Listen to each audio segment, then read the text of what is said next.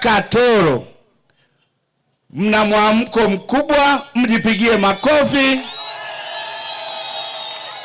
kwa mkutano huu mkubwa unaofanyika asubuhi. Mimi nikiondoka Katoro natembea kifua mbele, nikijua hapa Katoro ni ngome ya Chama cha Mapinduzi.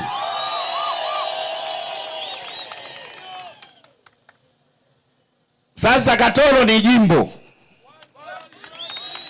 na mmepata sasa, maana yake kuna jimbo la Busanda limegawanywa, kuna Busanda na Katoro, na mbunge wenu amekomaa hapa hapa. Amesema yeye anaendelea hapa hapa. Kwa hiyo niwashukuru sana wana Katoro kwa mapokezi makubwa. Tukiwa huko barabarani, hamasa ni kubwa, na hakika ni ishara njema kwa Chama cha Mapinduzi kuelekea katika uchaguzi mkuu.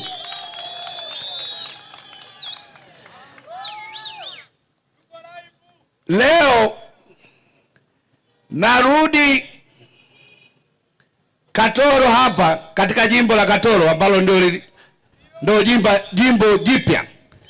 Wakati ule tulipita tukawahamasisha kwamba tunaelekea katika uchaguzi wa serikali za mitaa. Mjitokeze kwenye daftari la wakazi. Nimesimama hapa kwa heshima kubwa kuwashukuru sana wana Geita na wana Katoro na Busanda kwa kukipa ushindi wa kishindo Chama cha Mapinduzi katika uchaguzi wa serikali za mitaa. Mkoa wa Geita ni miongoni mwa mikoa iliyofanya vizuri sana katika uchaguzi wa serikali za mitaa.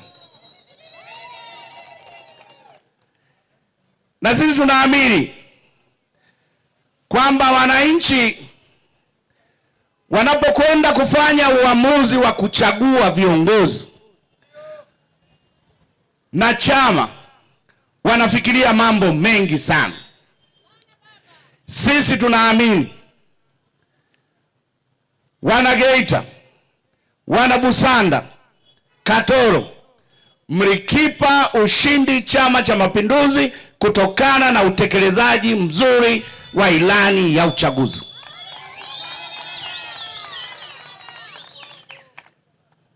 Wananchi hawa wanajua tulipo, tumetoka wapi, tunaelekea wapi.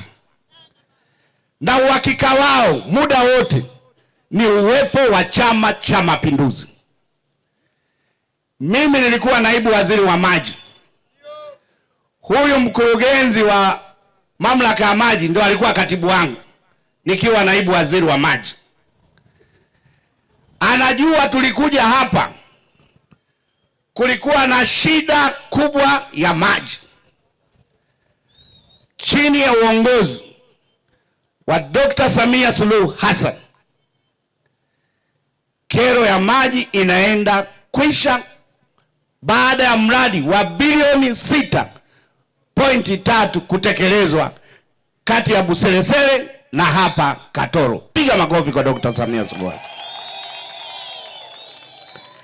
Kama alivyosema mkuu wa mkoa na mheshimiwa mbunge, zimeletwa fedha milioni 800 ili sasa kuongeza usambazaji kuweza kuwafikia wananchi. Kwa hiyo hiyo ni hatua moja. Kwa hiyo kuna mtu ambaye anaendelea ukiamini Chama cha Mapinduzi kwa kutatua kero ya maji.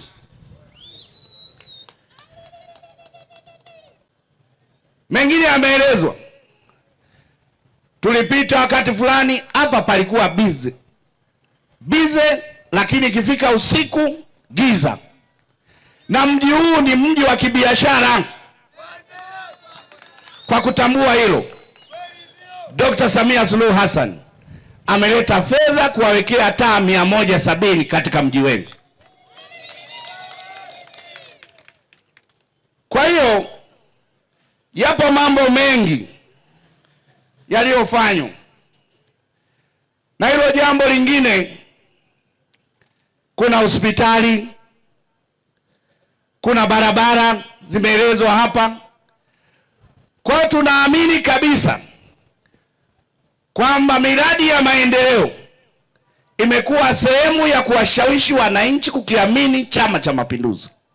Na ndio maana hata rais wao mwenye ara ndogo wa wachimbaji wameendelea kuunga jitihada za Dr. Samia Suluhu Hassan. Ni rais anayeingia katika rekodi ya kuwajali wachimbaji wadogo. Azima ya chama chetu ni kuhakikisha tunaendelea kuwajali wachimbaji wadogo. Hawa wakubwa waliopo walianza kama wadogo. Kwa hiyo wakipewa fursa, hawa wadogo watakuwa wakubwa, wataajiri watu, wataongeza mapato. Kwa hiyo nataka niwahakikishie wachimbaji wadogo, azima ya serikali ya Chama cha Mapinduzi ni kuendelea kuwajali wachimbaji wadogo, wakubwa na wakati, kuhakikisha kwamba uchumi wetu wote tunakuwa pamoja. Piga makofi kwa serikali ya Chama cha Mapinduzi. CCM oye! Kwa hiyo mtu asiyekaa Geita, kwa sababu angalieni mikutano yao, yani wale wageni wanakuwa wengi kuliko wanaohutubiwa. Kwa hiyo watu wanakuja wageni hawaijui Geita, wanaanza kusema kwamba wachimbaji wadogo wameachwa. Hawana takwimu, wapuuzeni. Mwingine anasema mkoa wa Geita una rasilimali za madini lakini hauko nyuma. Kweli? Katoro hii niliyoiona 2014 nilipokuja naibu waziri wa maji ni tofauti, ni Katoro yenye maendeleo lukuki kuliko wakati wote. Kama mkoa wetu una madini, maana yake tunaye mtu mzalendo, mwadilifu kwa taifa hili, Dr. Samia Suluhu Hassan. Kwa utajiri wetu wa rasilimali ikiwepo madini, anasimamia rasilimali hizo na mapato yanapatikana. Ndio maana tunaweka taa, ndio maana unaweka lami, ndio maana unajenga hospitali, ndio maana unaleta mradi wa maji wa bilioni 6.3. Piga makofi kwa Dr. Samia Suluhu Hassan. CCM oye! Kwa hiyo hao waliokuja ni wageni, na ndio maana nasikia wakati wanahutubia nyie mliwashangaa, kwa sababu wanachokisema sio cha kweli. Kama kuna Mtanzania, mimi nasema anabeza maendeleo tuliyopata, kama kuna ambulance karibu anatakiwa aingizwe, akimbizwe Mirembe Dodoma. CCM oye! CCM oye! Kwa hiyo ndugu zangu, yamefanyika mengi, tunawashukuru sana, lakini niwaombe, ili tuendelee kupata maendeleo, tuendelee kudumisha amani. Na sisi tunaamini hata Wanakatoro na Busanda, mnapoenda kuchagua, mbali ya maendeleo, mnaiona CCM ndio chama chenye misingi na kuasisi amani na utulivu tulionao. Uongo kweli? Ujasiriamali wetu hawezi kufanyika kama hatuna amani. Uongo kweli? Uchimbaji wetu hawezi kufanyika kama hatuna amani. Nataka niwahakikishie, chini ya uongozi wa rais wetu, mwenyekiti wa chama na amiri jeshi mkuu, Tanzania tutaendeleza amani na utulivu, ili nyinyi muendelee kufanya shughuli zenu za maendeleo. Na nataka niwahakikishie watu wote wale wenye hila, mipango ya uchochezi ya kutugawa wa Tanzania hawana nafasi katika taifa hili.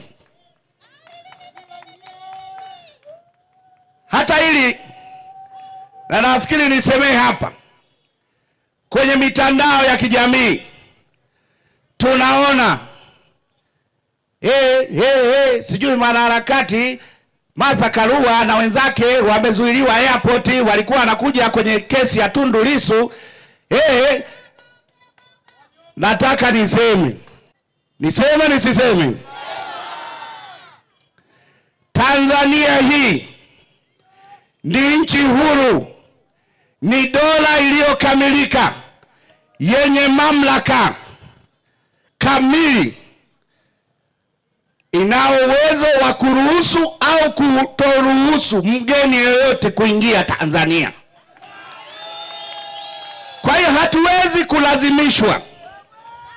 Tanzania hii ni nchi huru, dola kamili, yenye mamlaka kamili, haiwezi kuruhusu kwa shinikizo kwamba tunaomba huyu aruhusiwe kuingia. Lakini la pili, hakuna sheria yote duniani inaweza kulishinikiza taifa huru ikiwemo Tanzania kwamba tunashinikiza mtu fulani apokelewe. Hakuna sheria hiyo duniani. Huwezi ukashinikiza. Lakini la tatu, idara yetu ya uhamiaji inayo mamlaka ya kuruhusu au kutomruhusu raia wa kigeni kuingia nchini. Wanazingatia sheria, kanuni. Kwa hiyo hatuwezi idara ya uhamiaji ikashinikizwa kinyume na taratibu. Na huyo Martha Karua alikuwa anakuja kwenye kesi ya Lissu, lakini ni kiongozi wa chama cha upinzani kule Kenya, kinaitwa People's Liberation Party. Sisi Tanzania tulishakombolewa bwana, tuko huru. Hizo itikadi za kuja kutukomboa hazipo. Tanzania ni nchi huru. Kwa hiyo yeye ni mwanaharakati. Vyombo vyetu, idara ya uhamiaji inao mamlaka kwa maslahi mapana ya nchi yetu kuruhusu au kutoruhusu raia wa nchi nyingine kuingia Tanzania. Lakini naomba nimuulize maswali Martha Karua, wakili mbobezi. Hivi kule Kenya palipotokea akina Miguna kukatazwa kuingia Kenya, aliendaga kumtetea?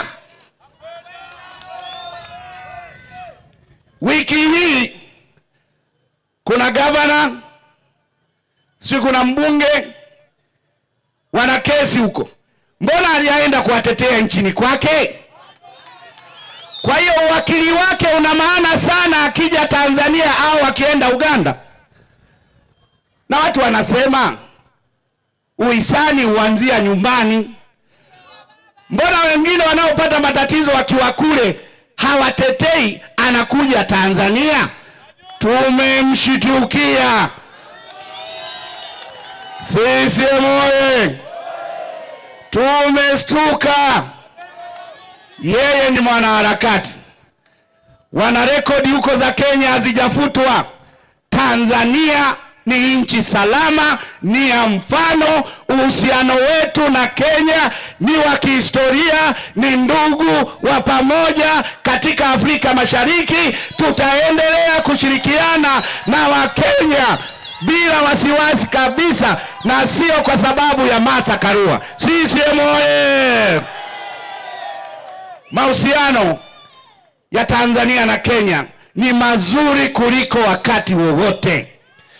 Tunategemeana katika biashara. sisi ni ndugu.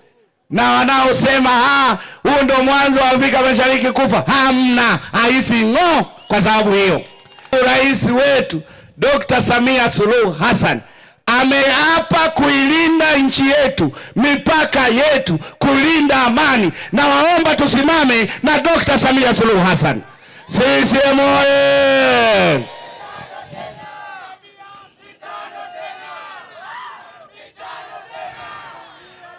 Na katika hili, baada ya kulisema hilo, niwahakikishie Watanzania nchi yetu ni salama na itaendelea kuwa salama.